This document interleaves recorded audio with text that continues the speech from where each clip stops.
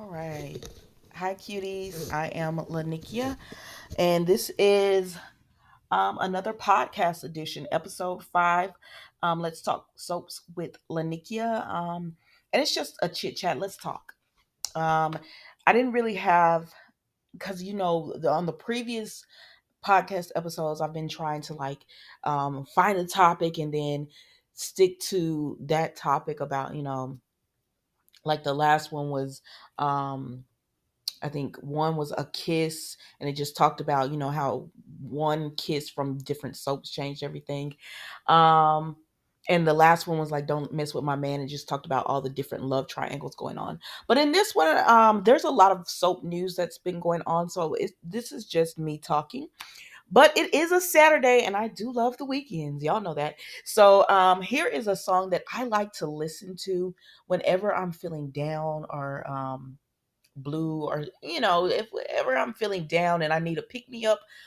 This song is I'm going to play is what I like to listen to. So I hope you enjoy it as well. It's an older song and it's by Vanessa Williams, but I love it. Here we go.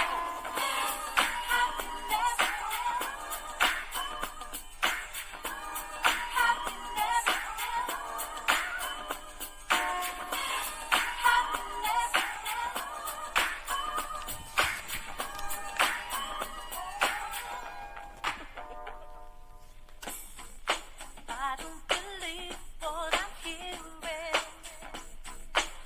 Can impress me by what you show me. I don't think I'm going through changes, or you might say the change for the less. I haven't worked that day. I better deal with it. If you're playing games, no time for it. If you're feeling in pain, I'm gonna run from it. I don't mess up my day. I'm the only one who's responsible for me having fun. And you can't take my happiness. It's what I like, so that happiness, no, I can't do without happiness. Nothing can stop me now. You were tonight, I'm still happy. Here we go. So, all right, guys, let's get into some news. First, we have some sad news. Some of y'all know Paul Rubens. He played Pee Wee Herman. I remember him growing up. I used to love Pee Wee's Playhouse, and watching that. Now, he got into some other stuff, but he did pass away. He was 70 years old. He actually had passed of cancer, and he kept it a secret. And so he left a message to his fans after the announcement was made that he did die, that, he was sorry he didn't come public with it sooner so they could know and be aware of what the battle he was going through. But he appreciated and loved them. So sad news on that front. So I know his family, just prayers for his family and anything that, what they're going through. All right, let's move on. So then we go to a more sad news. If you watched Breaking Bad, and then I believe the spinoff was Better Call Saul, then you will know Mark Mangolis. He actually passed away as well. I can't I believe it was a battle with cancer, but I'm not 100% sure. I believe he was 83 years old, and he passed away. So prayers up for his family and everything as well.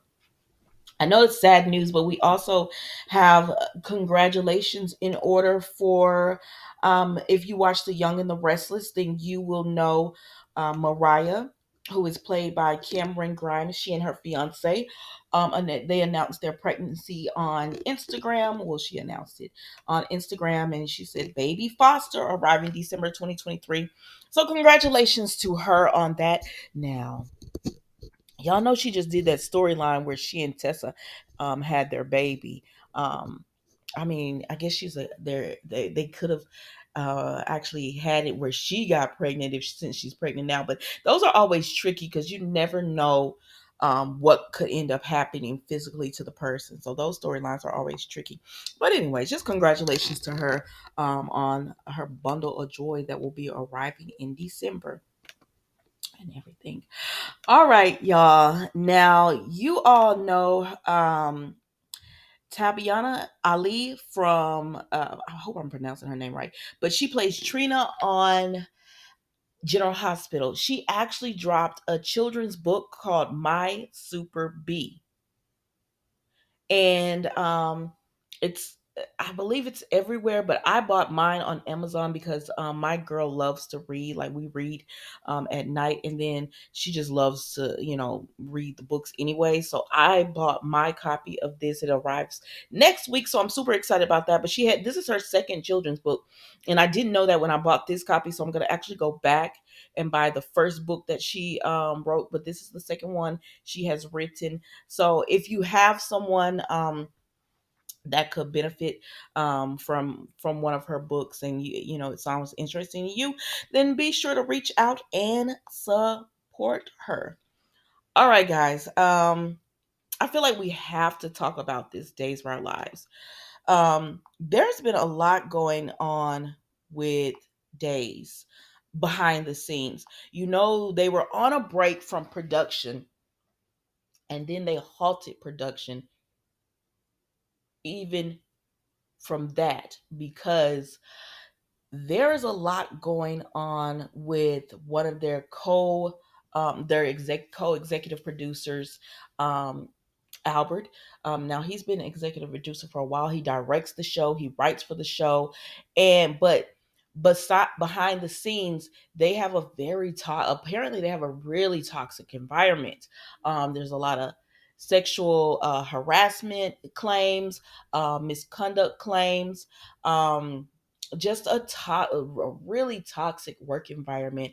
And he's apparently been reported several times, but nothing's ever come of this. Now, they did do a 9-week investigation that was kept really on the hush. No one really talked about this until this past week, when it came out that the production was halted because they were supposed to start production again, I think this Friday, August the 4th, but they didn't. They pushed it back to August the 7th, because after the investigation was done, it was a 9-week investigation that was done. They found, they found he did something, but his punishment was kind of light, right?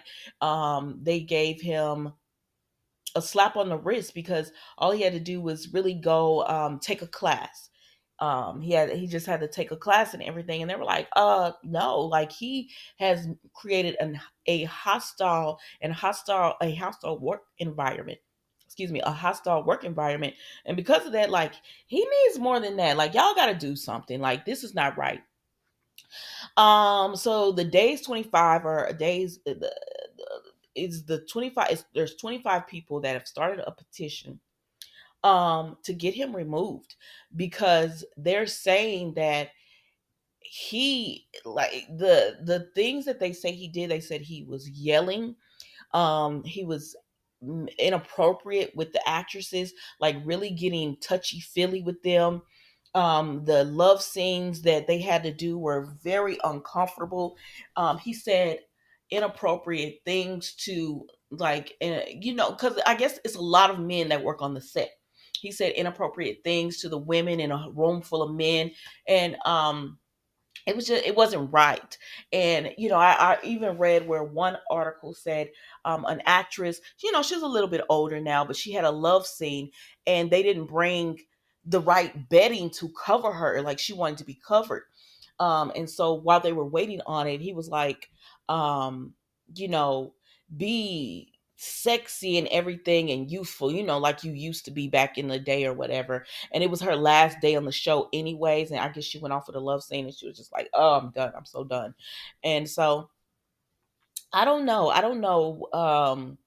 I think he has to step down. Y'all have to do something about this because they say it's been going on for years. And now see a few actresses and actors speaking out about this, as well, and supporting the 25 people, cast and crew, who said, no, we're not going to stand for this. He has to go.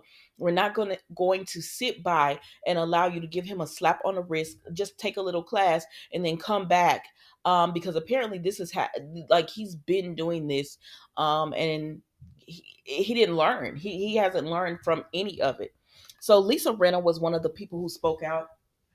Now, people have a lot of opinions about Lisa Rinna. I don't think being on Housewives did her really a lot of good, just because she got caught in so many lies and untruths. But I do believe her with this when she says that she went back for Beyond Salem and she was like, it was a mess, that she could not believe how bad, like the environment, the work environment, and how bad it was. And that she reported, she said, I reported it. I stood up and I said something. And that's where I'm like, yeah, I could see that. Knowing Lisa Rinna, I could see her saying, no, no, this is not right. And so she said, but nothing was done. She said she even went to Albert and she was like, no, but nothing was done. Nothing changed. And so she's happy to see movement where it comes to this. Because I don't think it's just Albert who who they're talking about.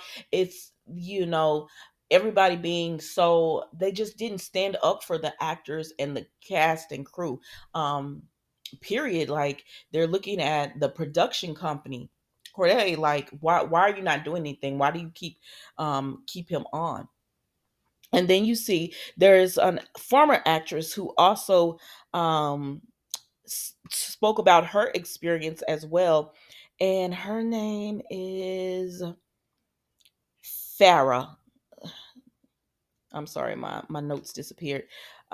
She played Mimi on the show, and her name is Farah Golfund, and she played Mimi on the show. And she talks about how when she was 19, she did her first love scene, and he was the director, and she wished she wanted someone else to direct her. She was hoping it would be someone else, but it ended up being him, and how he made her so uncomfortable, and how he wanted, there was something in this love scene that he wanted her to do, that she said, I stood my ground and I said, no, I'm not doing that. And she said he was so mad and so livid at her, but she said, no, I'm even at 19, she was like, no, you're not going to force me to do that.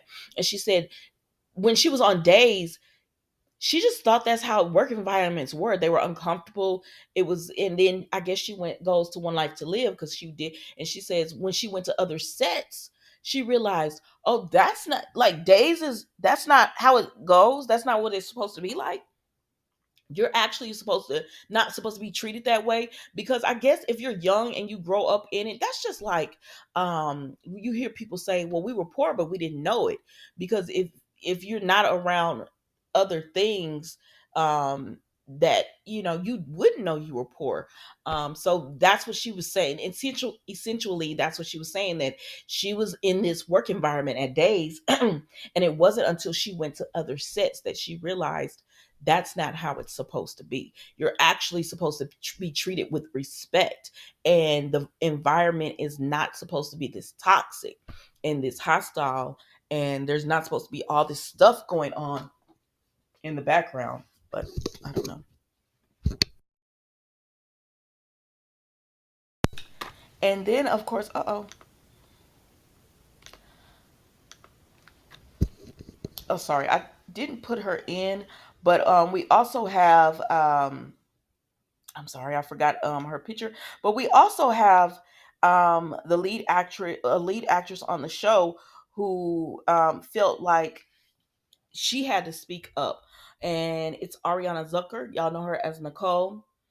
And she said she had to speak up about this too, and she said she was disappointed. They didn't even know that the investigation was over with. They knew it was going on, but they had no clue it was over with, and they had sent him back to work. And it's really the only reason they halted the production of the show for this past week.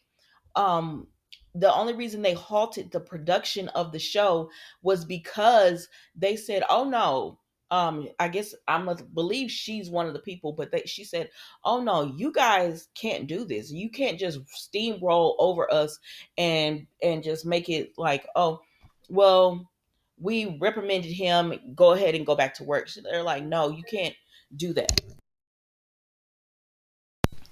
And so, she called for people to rally with them on Instagram.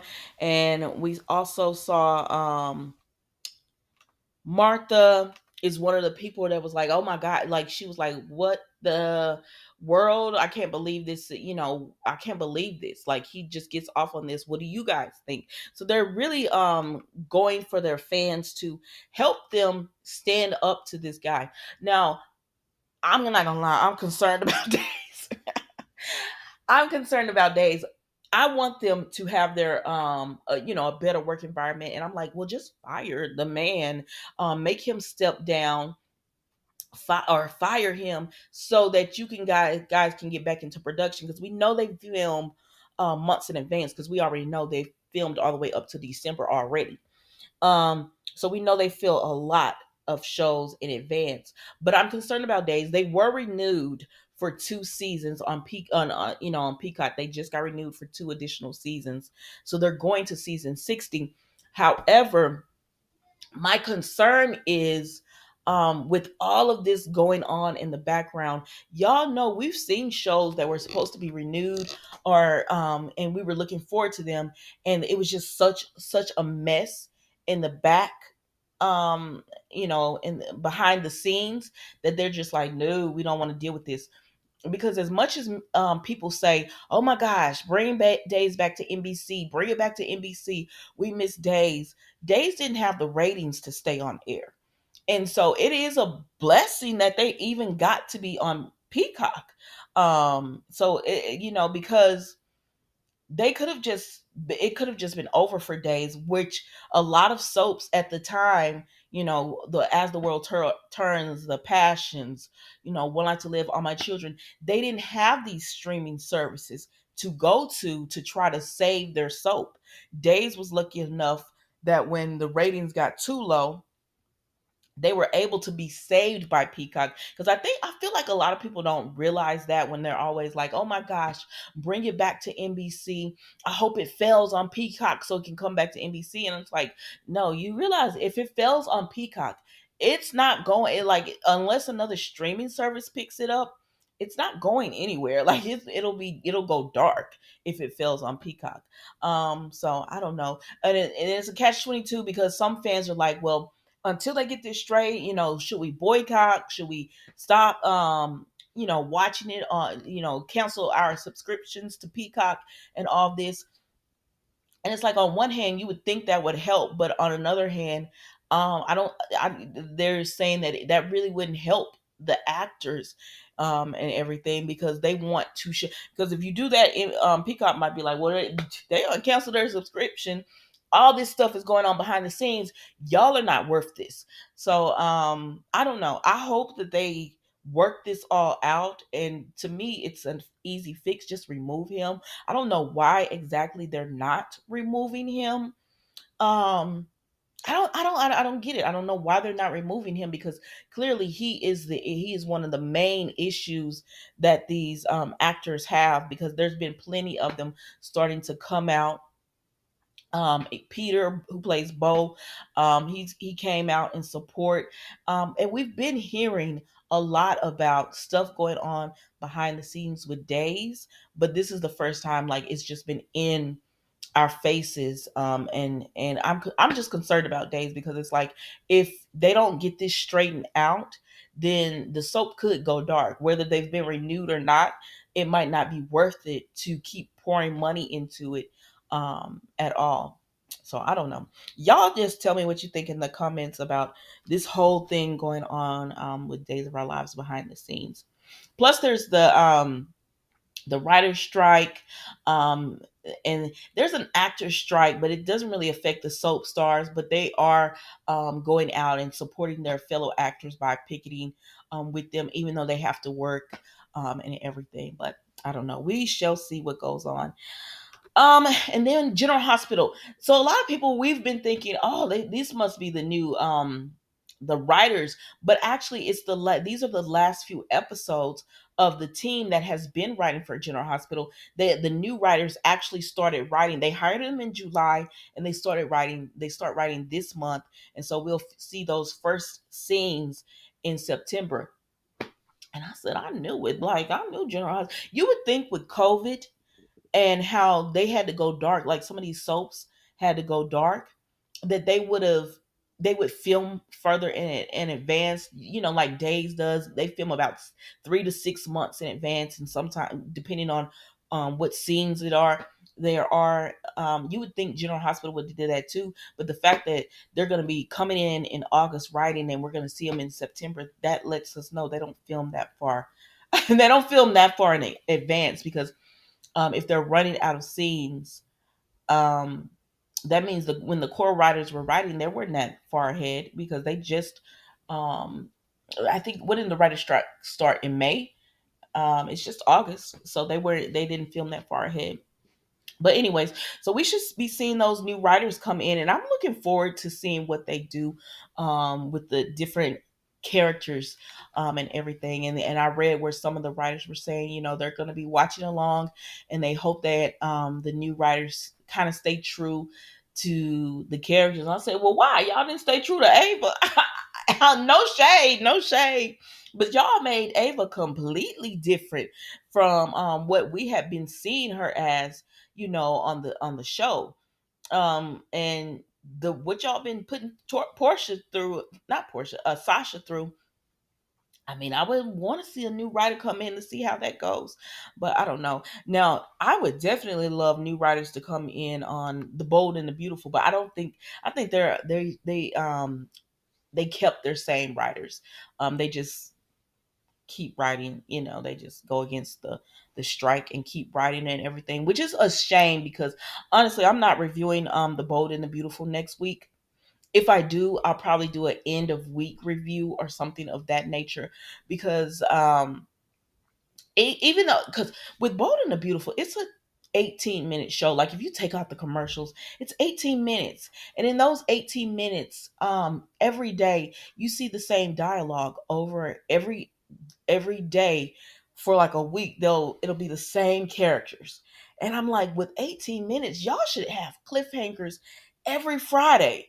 Like, y'all should keep someone in tune constantly, especially if you would have at least 3 or 4 storylines going. Like, if they had the Thomas and Hope storyline going, then they had this storyline over here with Sheila and Finn and Steffi, and maybe they had a storyline going with Carter and Katie and Bill, because it looked like they were going to do that for a minute, and then maybe something going with RJ and Paris and Zende, something like, for y'all have the people to have multiple storylines, kind of like Days does, where with Days, well, with most soaps, but Days does it really well. Just because I watch all 4 of them, Days does it really well. Where for one week they'll show these core people, they'll show core people in a storyline, and they might have like 3 or 4 storylines going, and then the next week,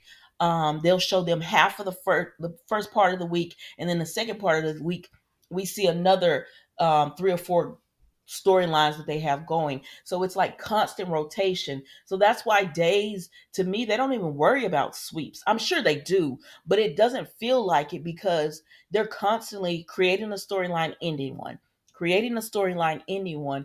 Whereas with Bold and the Beautiful, it's like they beat a dead horse with their storylines. It just goes on and on. So it'll last for like 2 months, where you just see the basic same people. They might throw 1 or 2 people in there, but they hang on to this storyline. And then when it's finally over, they use the exact same core people and just twist the storyline around. And it's like, I cannot watch this anymore. I cannot. Like, I can't watch it anymore and enjoy it, because when I do review like the other soaps, especially Days, because that's my favorite one. But when I review Days, I'm excited to see what's going to happen. And even when they have an episode that I'll say, oh, this is about a 6 or a 7, that's still really good for Days of Our Lives, because normally they're giving you 8 and 9 episodes. So a 6 or a 7 is still a really good episode compared to other soaps for Days of Our Lives. So I wish The Bold and the Beautiful would take that into consideration more, to just use their actor. I don't know if they don't have the budget to do it or what. But I am looking forward to the Young and the Restless. Their storylines are going really well to me right now. I don't really care about the whole Phyllis thing, but as far as her going at Diane, because she doesn't even want to do it anymore, so I don't really care about the Jack Ashley. They were trying to set Phyllis up to go at her, but I am intrigued about this whole Tucker storyline, where his record label covered up that this guy was sleeping with these underage girls, and Phyllis is using that as blackmail for him. And now Adam is like, I like seeing Adam and Tucker go toe to toe. So I want to see where this storyline goes and what Adam is going to plan on doing with it, because I see in the spoilers for the next week he's supposed to end up speaking to Audra, because she's in her own thing. Now I also saw that because we saw Nate sit down with Nikki and make it clear that he wants to run Newman Enterprise side by side with Victoria. That's what he wants. I said, so they made another Ashland. This is what this storyline. Nate is the new Ashland. Okay.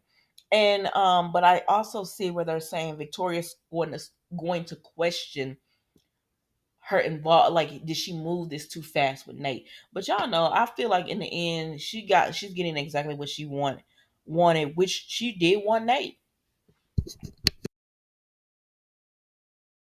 She might not have wanted him when she first started out, but she admired him and everything, and they're like each other, and that's why I think that they match.